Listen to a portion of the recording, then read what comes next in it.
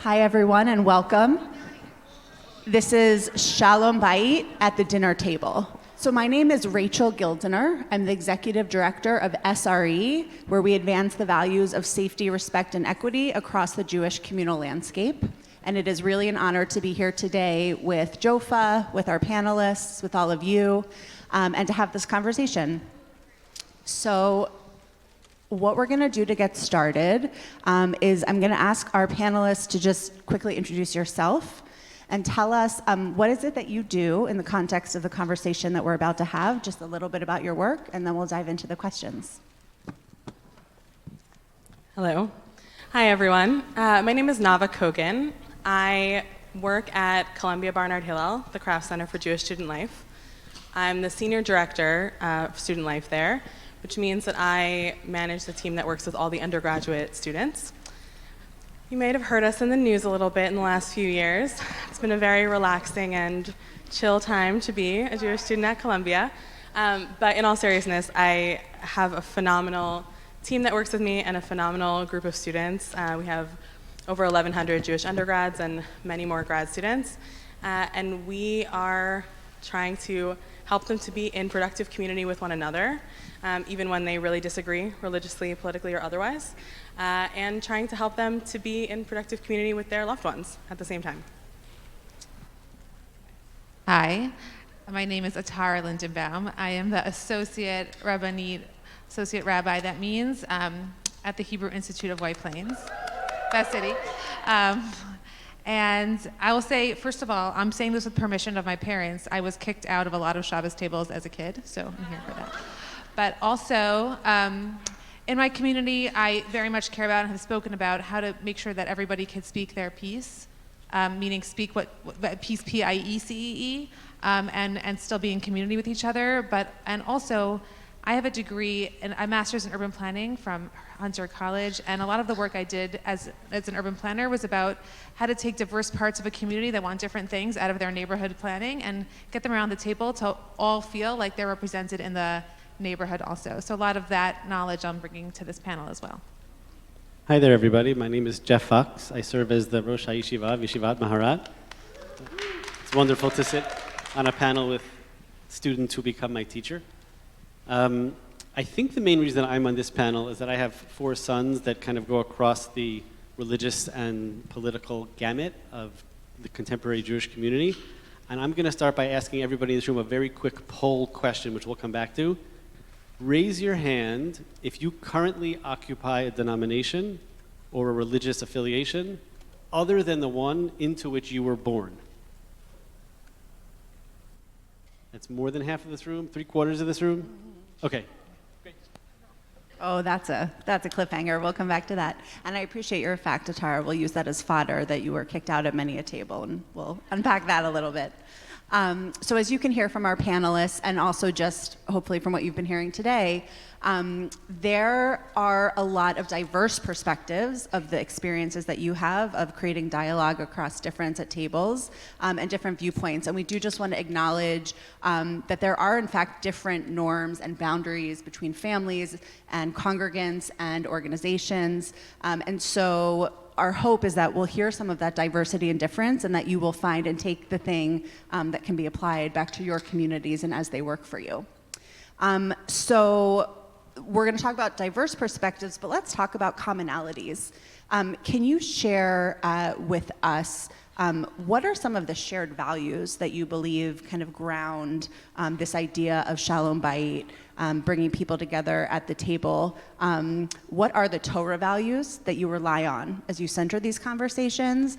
And then also I will ask, do you think that those shared values might be universal, or do you think they're specific to different communities? I'll go, I guess, why not? Okay, so I do want to name the fact that this panel is called Shalom Bayit at the table, and that table, I was thinking about this, is that it's very different to have your children come to your table, I imagine, with perspectives that you might really disagree with. And that's very different than to have your neighbors or congregants or students, like those, and your peers. And they take very different skill sets. And so the common, so I just think, in some ways, I don't even know if I know we're on the same panel, and obviously they are. I think that having a child who comes to your table, with things that could really put you over the edge, take a very different skill set to, and it may be easier and harder for some than your peers. So that's number one. And the shared values is a hard one. I think that a lot of times those shared values can change. But in terms of a broad perspective, something that I think that as Jews, something we do value is machloket. I know it seems like maybe in practice we don't. We always want people to be in agreement. But I think there is a huge emphasis in our culture going back, our tradition, that through conversation, we can get to something that is godly, right? That shvim panim l'Torah, elu ve'elu divrei Elokim chayim, that God encompasses all of the people, and through conversation and being in relation with each other, we can get to something that's higher than ourselves. So I'll just offer a small insight into the way in which the Gemara functions and is structured. So if you look at the text upon which the Gemara is organized, the Mishnah is sort of like a code of Jewish law. And what the Gemara does to the Mishnah is basically say, well, you, Rabbi Yehuda HaNasi, who edited or published the Mishnah sometime around the year 200, you left a whole bunch of stuff out. Those are called braitot. And I, so to speak, the author of the Gemara, what I'm going to do is bring back in from the cutting room floor all of those things that you, Rabbi Yehuda HaNasi, left out. So what the Gemara is actually doing is fundamentally undermining the project of the Mishnah. The Mishnah wants to tell you what you're supposed to do, how you're supposed to think, how you're supposed to behave. And what the Gemara does is say, sorry guys, that's not the way our community works. Our community is built fundamentally on diversity. And so at the Shabbos table, what that looks like is, I think, and this is true kind of in any conversation, is a spirit of curiosity and generosity, assuming that the person sitting from across from you has your best intentions in mind and has something to teach you. That's different when your children are 5 or 15 or 25. And trying to figure out the different ages and stages is the challenge of a lifetime of parenting. I thought about this question in two different ways. For the majority of my year, for me, the Shalom Bayit that we're talking about is in the house that is our Hillel building and our broader campus community. And it's about getting students who may disagree about current events or how and where and when they want to daven to still share a Shabbos meal together and become friends outside of the Hillel building and, play sports together, etc. And so there's a lot of talk about respect and acknowledging the other and making sure that people feel enough strength in their own beliefs to feel flexibility to hear others. But what I will say is that tomorrow is the last day of classes for this semester. And so in the last week or so, transitioned into the other way that I view this question, students are starting to think about heading home for break. And students who are in a very different place religiously or politically or on any other front than their parents have a lot of anxiety about what that break is going to look like. And so then we talk a lot about Shalom Bayit, Kibud Avayim, and also about what it looks like to employ and live in those values without losing themselves in the process. Beautiful. So we'll come back to how to do all of this without losing yourself in the process. But what I want to ask about now is how you take these Jewish values, these Torah values, and the mechanics of kind of what they look like at whichever table you're sitting at. So like to build curiosity, which I would argue may or may not be a skill that our generations are currently learning or a muscle that we may or may not be using. What questions can people ask? How can you ask questions that elicit curiosity and not feel combative? What does that look like, and how do you all model that in the tables that you are setting? I think I often find with students that their natural inclination is to ask leading questions, which will head them in a direction of either finding like-minded individuals or ending a conversation. And so the skill that I try to build with them continually, and we have a lot of learning opportunities at the Craft Center after hours that are sort of cohort-based weekly learning opportunities, no grades, lishma, on topics of shared interest. And that last part, the topics of shared interest, gives me a way in. Because if a student is saying to me, I'm so frustrated last week in the session of XYZ fellowship because this person kept saying this thing, and why can't they see that it's really this thing? I remind them that they both opted into this hour and a half of the week because they both care about whatever the topic of discussion is. And I invite them to help figure out how we can ask more open-ended questions to keep the conversation going. It's not always successful, but I do find over time it generally is. And I actually see some people who are in the session who've been in fellowships with me where we've done just that, I think very successfully. So I want to share two things that we do at the Seder and at Thanksgiving, 2 times where there's no pressure at all, just relaxed meals. So at the Seder, we often have a number of people around the table, not just my immediate family, and everybody gets we set the table and everybody gets a place card, and typically inside their place card is some kind of an instruction, or it's a part of a rule or a game that's going to be played over the course of the night. It might be something as silly as every time you talk, you need to try to speak in rhyme. It could be something silly like that, or it could be pretend that you are Moshe Rabbeinu and you're very upset that we don't talk about you enough at the Seder. Games like that. Part of what that does, it allows me when I see a moment of tension bubbling over, I can say, hey, so-and-so, remind us what's on the back of your card. What's your quirk? As I call it, it's your quirk. You have to now be in your quirky moment. And it's a moment of time in which everybody knows what I'm doing because I tell them in advance that when it gets heated, I'm going to call on someone's quirk. And it's a very simple kind of tactic to say, okay, this is not going to be a productive conversation, so now let's be silly and have fun. And then what it also allows me to do is, dafka at the Seder, to ask questions. And we do talk a lot about what is a good question and what is a bad question. And we talk a lot about asking open-ended questions to which there isn't necessarily going to be an obvious answer. When it comes to Thanksgiving, where everybody comes home from college and it's very Leibedik, part of what we try to do is, again, in some ways, we work less hard at avoiding conversations and harder at actually engaging with things that might feel challenging. And I'll just say out loud, it's easier to have at the table a gay non-frum kid sitting at the table next to his brother who's very frum. That's like not a complicated conversation. That's the easy part. The hard part is the Columbia Hillel problem. The hard part is that when one kid believes deeply that what has gone on in the last 2 years in Gaza is a genocide, and the other kid has friends who are serving the IDF, and they want to both share about things that they're reading and learning. And how do you have those 2 kids talk to each other is much harder than just kids who aren't necessarily observing Shabbos in the same kind of way. I can ask them to put your phone away for dinner. I can't ask them to take away what they believe to be their strongly held belief about the world. And so sometimes that comes up at the table, and sometimes somebody has to walk away from the table. I'm usually the one who stays. There are other members of my family who check out. And making it safe for both of those kids to express their opinion is, I think, ultimately our goals as parents, even though I think one might be wrong and one might be right.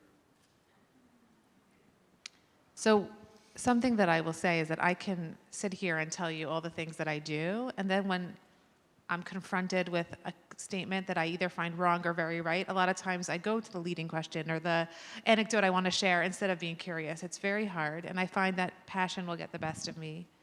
And so something that advice that I would give in this context, in addition to what's been said, is that other people also do that. So meaning a lot of times we're like, well, you shut down the conversation because you said that. But I've done that also. I do that all the time. It's really hard to have good open questions and be genuinely curious and help people. I do that when I'm in a good moment. And so something that I've realized is that a lot of times the person who said something, first of all, they might not really want to shut you down. They might have just been caught by their own moment. So sometimes to try to understand what that person is going through and be like, you know what, I felt very shut down by that. Can you go back to that? Or I would say to have in mind that we're all not on our best selves when we're caught with ideas that either excite us or upset us. And I think going back to that or being like, you said that before, do you mind, can we revisit that? That's a very caring and loving thing to say to somebody, and it doesn't have to be done right after. It could be done, a week later, a year later even. Yeah, so your last point really speaks to kind of the role of relationship as container for some of these conversations, right? It's very rarely that it's just a moment at the table, but if we're building community, right, there are other opportunities to do that repair or that follow-up. Another Jewish value that I'm thinking about in how all of you are speaking is this idea of chen, of grace, and just how hard it is in the moment to take that step back and see and give grace to the people who might have asked a question in a way that's not curious, or to have said the thing that really didn't land well with you. And so, just thinking about the skills that are required to invite and make safe everyone who is around the table. Some of you spoke about this, but I want to talk about boundaries. So, Jeff, you gave an example of two opinions. You might agree with one or the other. Are there boundaries? What is the role of boundaries? Should we be thinking about setting boundaries? I have said in many a conversation over the past few years where we talk about what's in and what's out, and of course different communities will have certain set boundaries. But for conversations like this, do we want to come in with boundaries and say this is what's off the table? Do we want to be open to people bringing truly what's on their hearts? And how do you engage with this idea of boundaries in honest and open conversation? I'll share an anecdote that I shared. This was it might have been November 2023.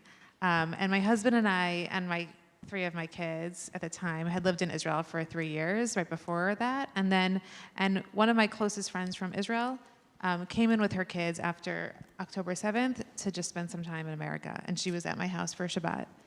And we were very close. And somehow in America, the conversation very quickly got to talking about it in a rational way. Is this, or should we respond this way? Are there a lot of questions that we were all pontificating? And my friend is not someone who's anti-pontificating, but she came because she was scared to stay at my house. And my husband and I were in the kitchen just engaging in some of these questions. And she started to cry. And I said, yeah, why are you crying? And she's like, you're so lucky that you can talk like this. I'm terrified. She's like, I wish I could be as sympathetic as you. I can't right now. And I took a step back and I said, thank you so much for sharing that. This is not the time to have this conversation, right? Meaning it might be the time in a year from now, maybe if you weren't in the room, but right now you feel, and you might be, I don't even know, it doesn't matter. Like you ran here because you couldn't sleep at night because you thought your kids might be kidnapped. And it's not the time to pontificate in front of you, or maybe, I don't know. And I think that was okay for her to say. And she also said, it's not that I really care about that. I just can't do it right now.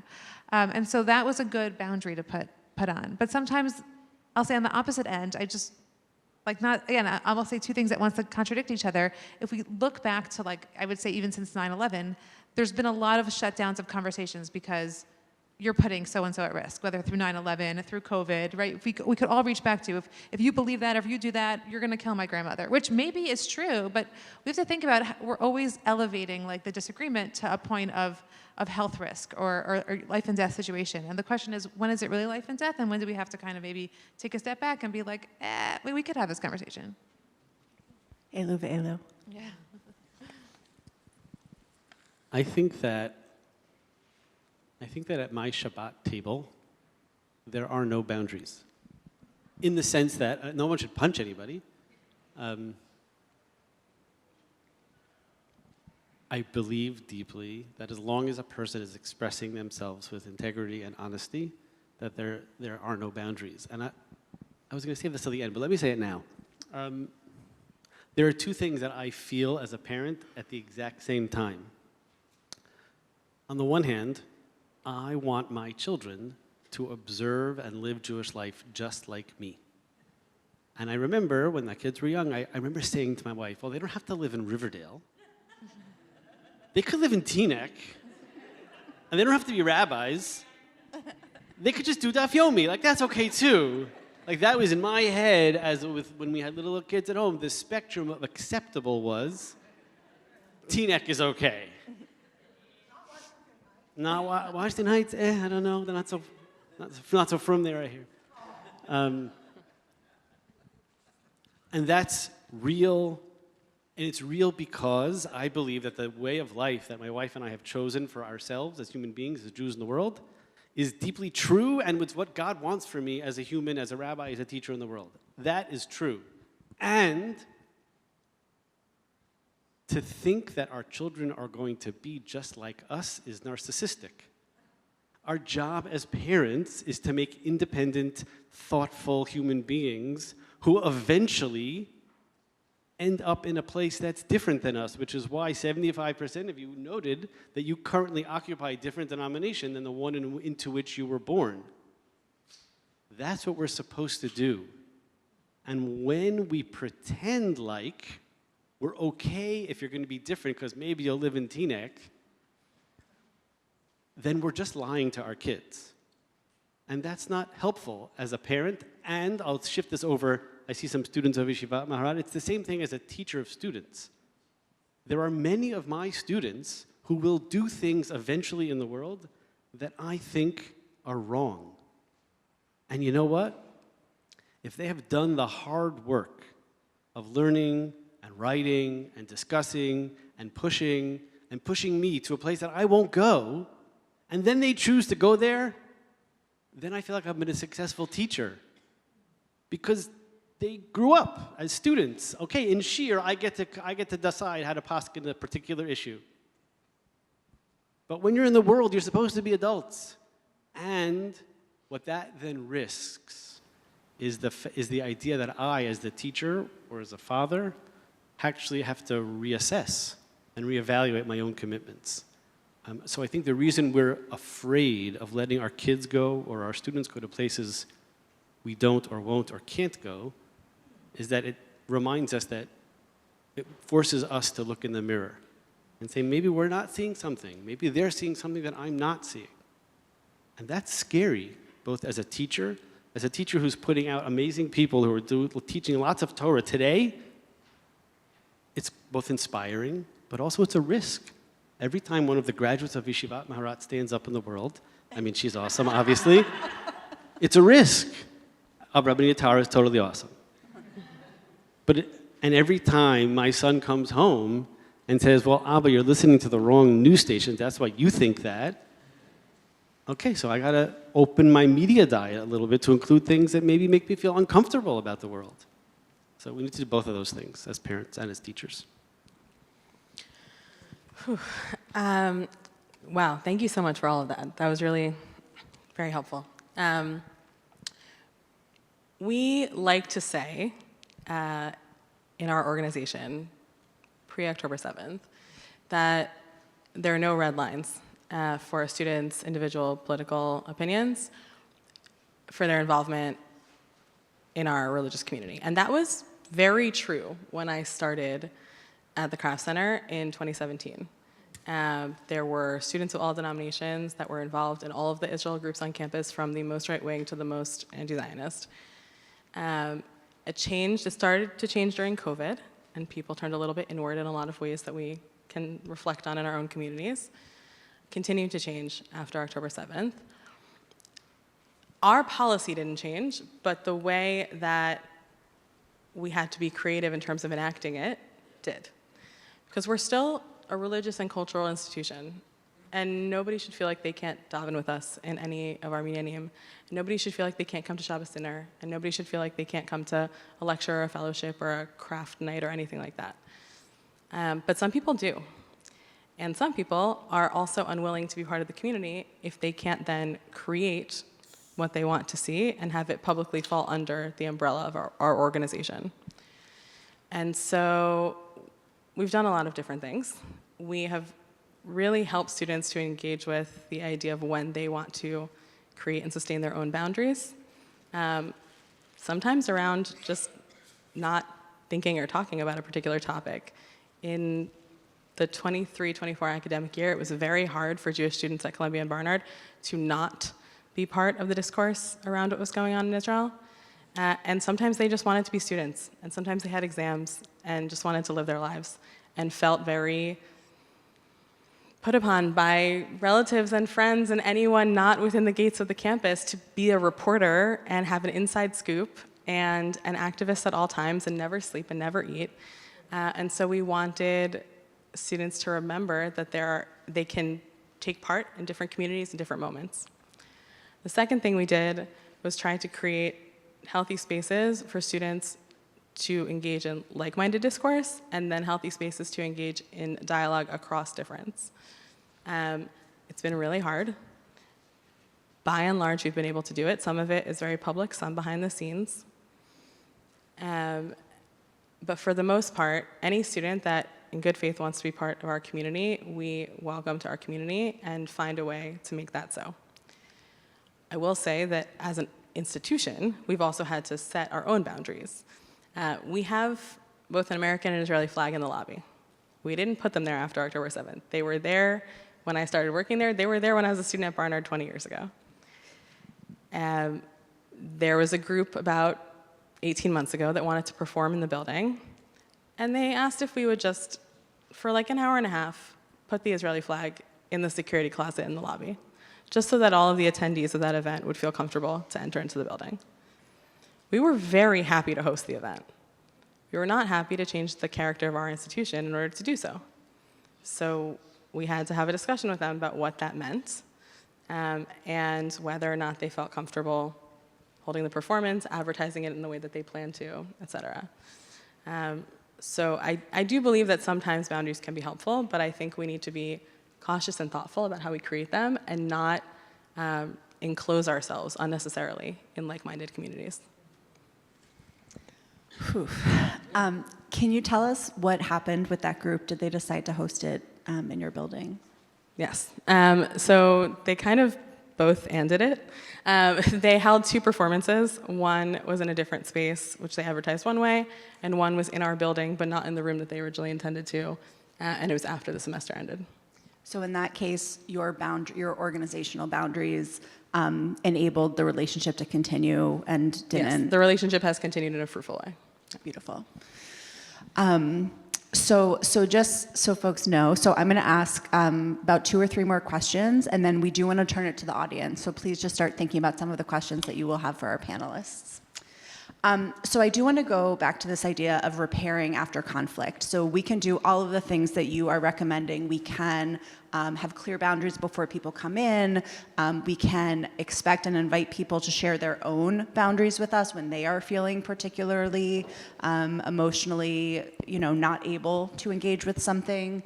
And we can have kind of tools and tricks to help de-escalate. But what happens when things do go off the rails? What happens if harm is caused in a conversation? What happens if someone is upset and gets up and walks away from that table? Do you try to bring people back together? What do you do? Because again, I think all of us, whether in families or otherwise, perhaps in families, you get up, you go to your room, you slam the door, but you're going to see that person over breakfast the next morning. What are ways to repair? What does teshuva look like, and how do you approach that when it does inevitably happen in heated conversations? This is why Hashem gave us WhatsApp. The family WhatsApp groups have been on fire for the last 2 years. There was a point in which, I don't want to out my kids, but one kid said they were going to vote for Trump, and the other kid said, well, if you vote for them, then you're voting for somebody who doesn't want me to marry the person I love. Right, so that's a hard thing to hear from your brother. So what then happened is they yelled at each other. And then I had a private conversation with the brother who said he was voting for Trump about why it was so hard for his gay brother to hear that he's voting for Trump. And I don't think he's young enough, he's old enough that he should have understood it, but young enough that it was not surprising. And so helping him along the way privately, and not in the family WhatsApp group, but in a private WhatsApp or in a face-to-face conversation, was very helpful. And then to have a conversation with the brother who was deeply offended to help him understand why his brother might choose to vote for Trump, and it doesn't mean that he's homophobic, and et cetera. always the answer is a private conversation. One-to-one, face-to-face if possible. Zoom maybe, but face-to-face is always preferable. It's so interesting that you say that. I think it's so true. But in our community, the origin of a lot of the conflicts is in WhatsApp. It's often when people are posturing in groups and writing from a keyboard or from their phone that they are emboldened to say things that they wouldn't say to someone's face. Even if they are mentally directing it at one person in a group, they're just still directing it at the entire group, and there's like a diffusion that occurs. And so they don't feel that it's as harsh as if they were speaking to that person one-on-one. And so that happens often in our communities. And then we have to bring people in to see each other face-to-face and either build or rebuild the relationships that they have to help them to really see one another and have more constructive conversations. So we have like all the official WhatsApps and the unofficial WhatsApps for every group you can imagine on campus. So in the unofficial WhatsApp for the Orthodox group, primarily undergrads, there was a very vibrant discussion before the mayoral election. And at a certain point, it veered into specific attacks against 2 or 3 specific people that were thinly veiled. And a few students actually came to me and said, we really want to have dinner open to anyone who's in that group who's willing to have constructive conversation in person tomorrow night. And I was very nervous about it. And I spoke with other people on our team and who would be there and how we would structure it. I was nervous about 2 things. 1, that it would be super explosive when they all got together. 2, that no one would show. And something in between happened. Very few people showed up, but the people who showed up were the ones who were directly affected, and we were able to have a really fruitful, facilitated conversation that led to, I would say, all but one of the people in question coming out feeling really good and like there was some repair done. And the last person, it wasn't that they were hurt, it was that they wanted to continue to inflict harm. So I actually don't feel bad that they didn't feel it was productive. And that's something that we have to do quite frequently. The other way that this occurs is when people make assumptions about one another and won't even enter into conversations with one another because they're anticipating what someone's response would be and inventing it in their minds.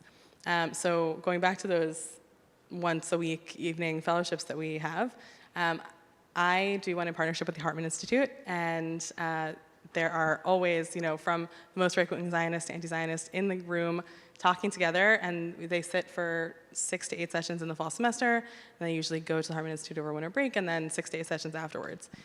And I was really worried last year about forming a cohort, because you have to be willing to be in conversation with people that you know you're going to disagree with. And our students were really tired after that first year, after October 7th, of having difficult conversations, and I didn't blame them. And it was a little bit smaller than normal. It was like 16 instead of 22, but I got a cohort together, and the whole fall semester was pulling teeth. I couldn't get anyone to say anything of substance. And is the group a dud? I know these people one-on-one. They have great, interesting things to say. They could be in really constructive dialogue with one another. We got to Jerusalem, and the second that we were off campus, everyone opened up. Everyone was so concerned, anticipating the responses from their friends or acquaintances or people that they didn't know if they were to actually share substantive ideas. They didn't want to get canceled. They didn't want things to be shared outside of the room of the fellowship. And the physical distance from campus gave them emotional space to open up with one another. And then we were able to carry that back when we got to campus in the spring and have much more productive conversations. I just thought it was so fascinating that their fear and anticipating what other people would say about them and what they might say about others totally shut down the ability to have a constructive conversation until we could get them away from that space. Okay. I'll add another perspective is that there's a pasuk that our Jewish day schools like to quote us only half of. It's a pasuk from Mishlei, Chanoch l'nar al pi derko, to educate every child according to his or her way. And the rest of that pasuk is Gam ki yaskin lo yasor mimenu, that when they get old, they won't turn away from it. And I don't think our day schools want us to think about education as something that lasts a lifetime for numerous reasons, but meaning there's something to think about is the fact that people are here, like we hope that we are in relationship with people for a long time. So I know on college campuses you have very limited time, but I like stories. So when my husband was graduating from law school, I had one kid and I was expecting another one. I don't know why that's important, just in my head. That was like where I was. And somebody who was sitting at our table as we were celebrating said something very homophobic and misogynist at the same time. And I pulled my husband aside and I was like, we have to tell this person they cannot be around our children unless they stop this right away. Could get very like hot under the collar. And he was like, you're right, but let's not say that. And something I will say is that now that it's, how many years later? That was 2012. Like this individual is still part of our lives and is not homophobic anymore. Like he's very, caring to the people who are LGBTQ plus in our lives, invites them over for dinner, them and their partners. And I think that sometimes people need time. And we didn't have all the conversation, like, by the way, that was really offensive what you said. Sometimes people just need time. Like we didn't respond. My husband made a funny comment, took down the temperature. And I would say sometimes like you need time and sometimes you just need to like kind of live your life. And I think that like my mom and I sometimes have conversations that are repairing from conversations that happened 20 years ago, which might not be super healthy, but I'm saying like there is a belief in it that we are in a relationship with each other and we both will remember this thing that was said and we'll revisit it like when the time is right. And so I think sometimes we can kind of let things just, hang out there. Okay, this wasn't a question that we prepared for, but I just feel like I really want to ask it. You spoke about fear. We've talked about like timing. Why is this so hard? Like, why do the stakes feel so high? Is it because we're human and we always want to be right? Is it because this moment in the world, although your story was from however many years ago, why is this and all of the like emotional and intellectual energy that it takes to create these spaces and have these conversations, just why does it feel so hard?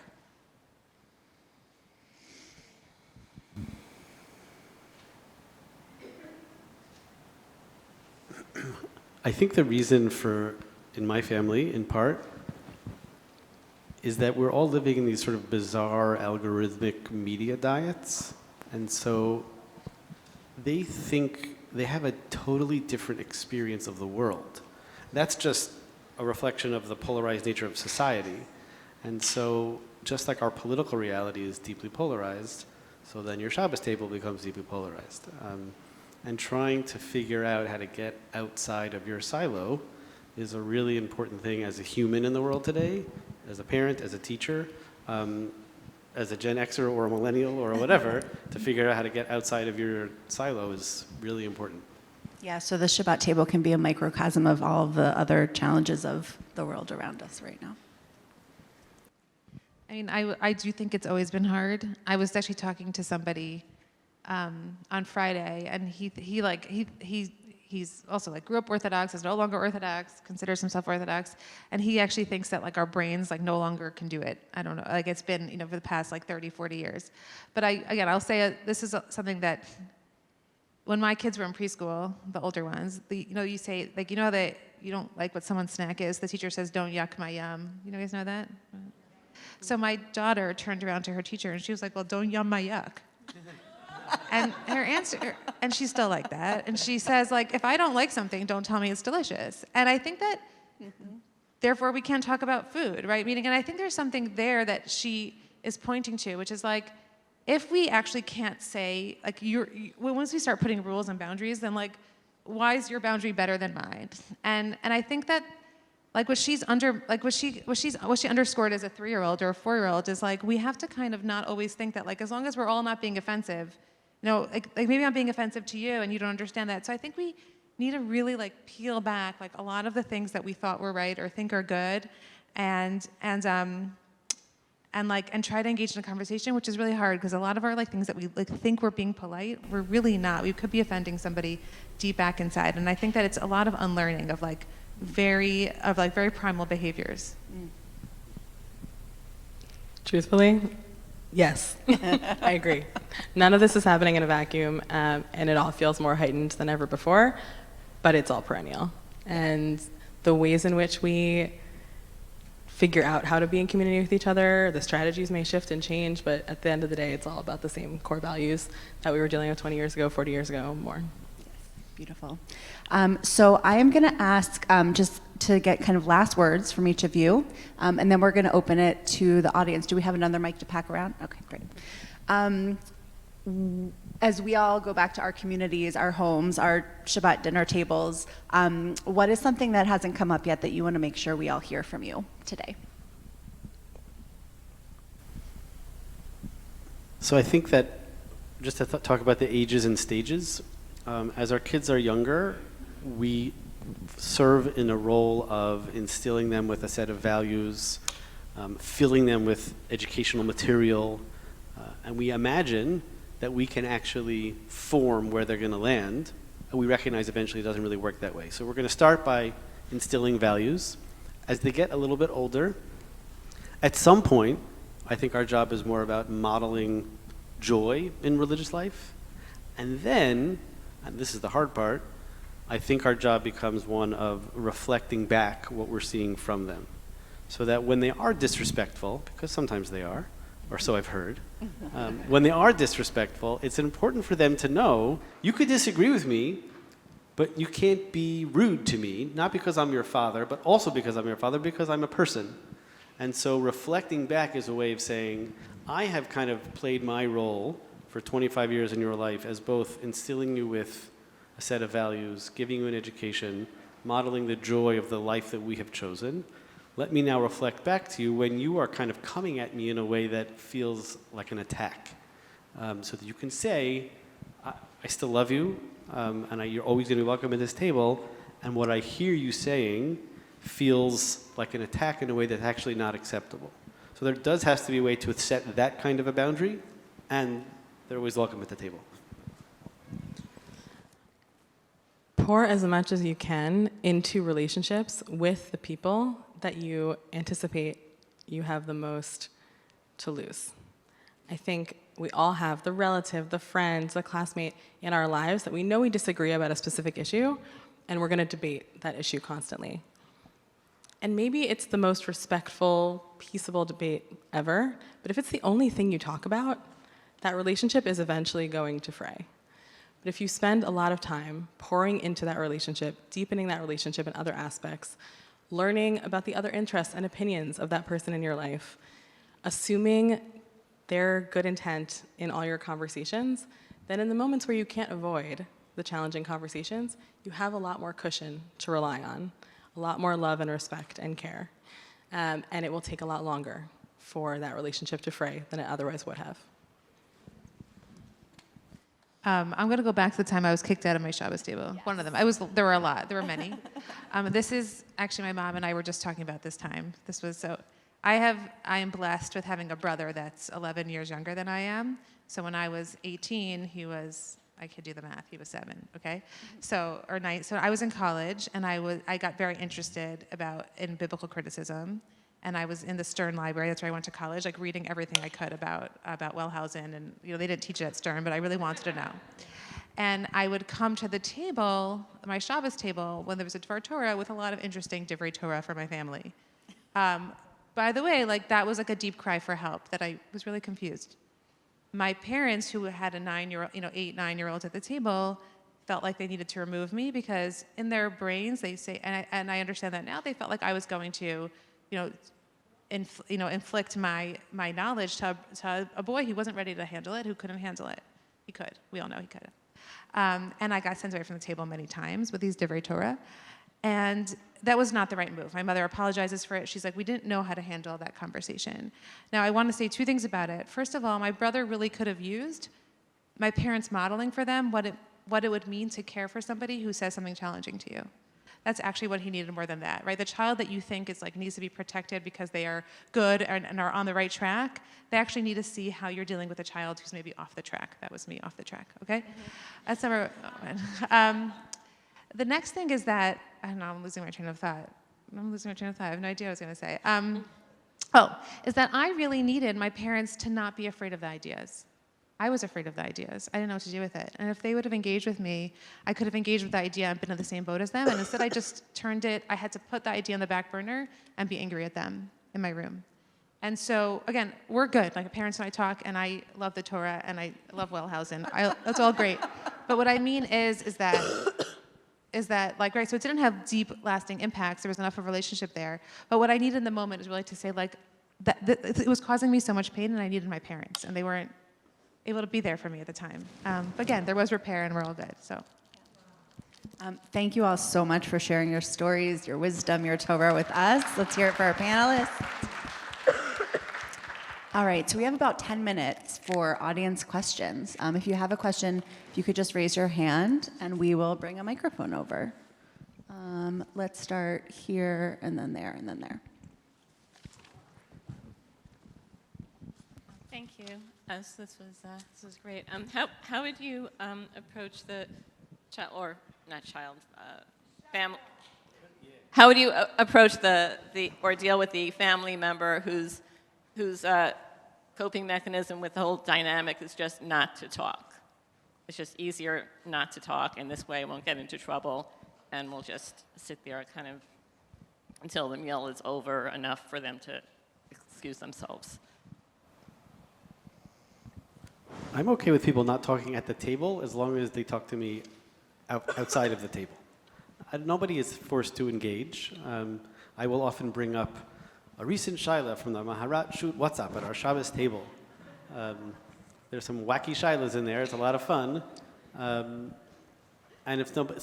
they often will roll their eyes at me. But if they don't want to engage, that's fine.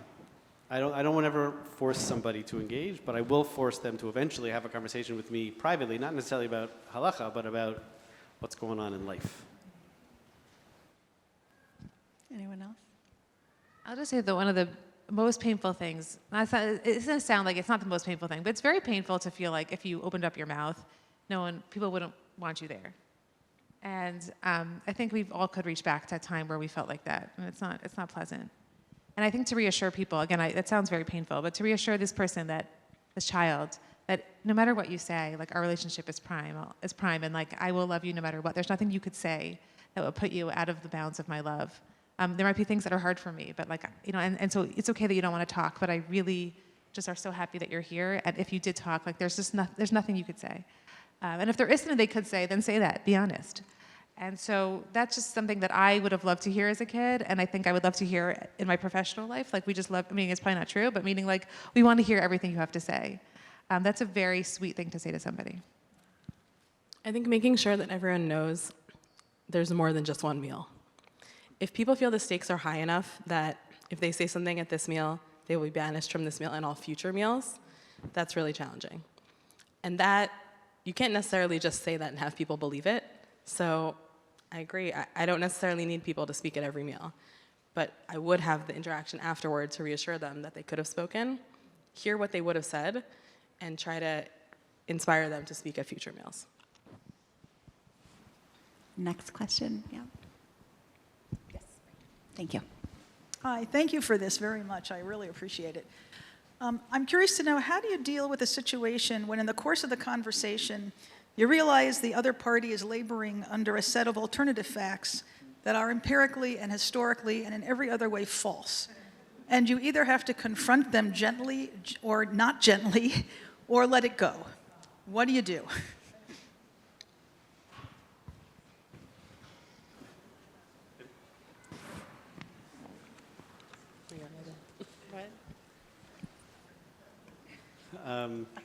A little bit, it depends on the age of the child. I'll talk about children.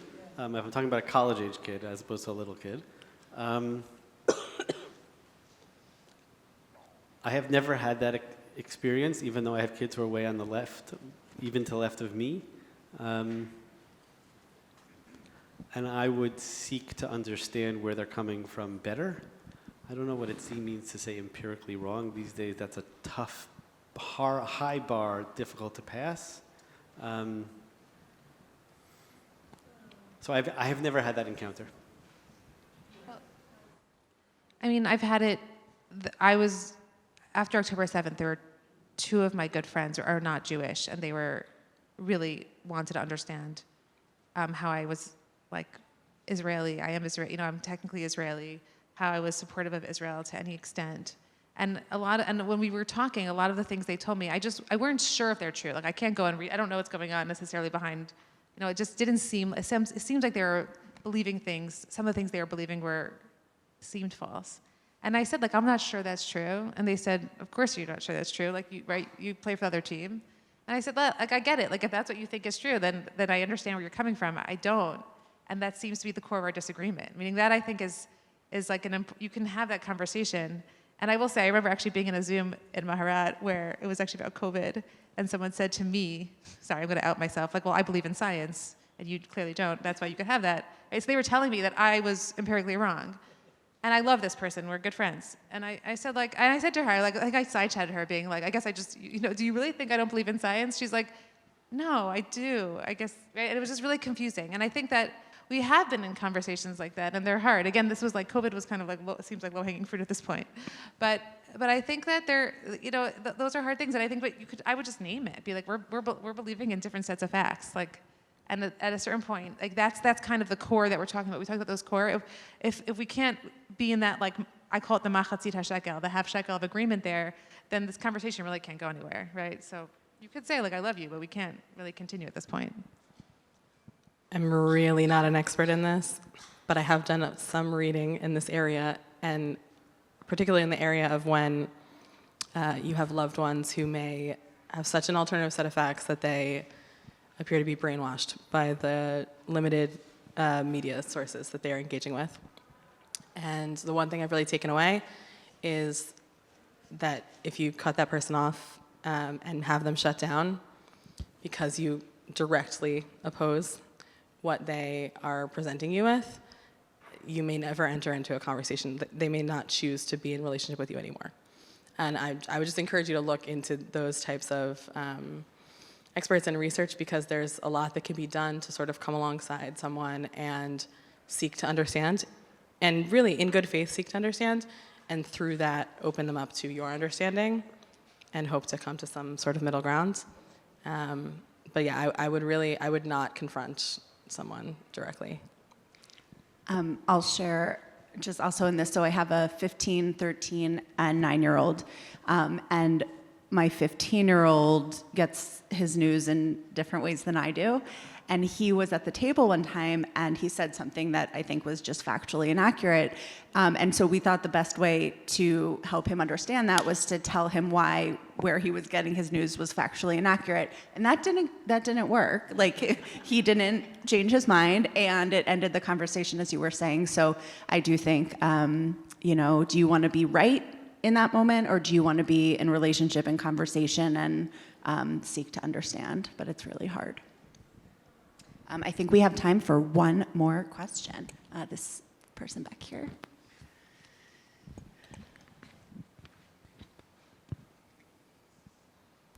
Hello. I am curious if you have any advice on how Jewish administration can assist in navigating these conversations, not just like from a rabbi's perspective, but the other staff who are there and very much like involved in these things, but not necessarily the go-to person to talk about it with. So just to clarify, like someone who works at a Jewish organization, but might not be the host of the dinner or the host of the event, but is in the space? Yeah. Any tips?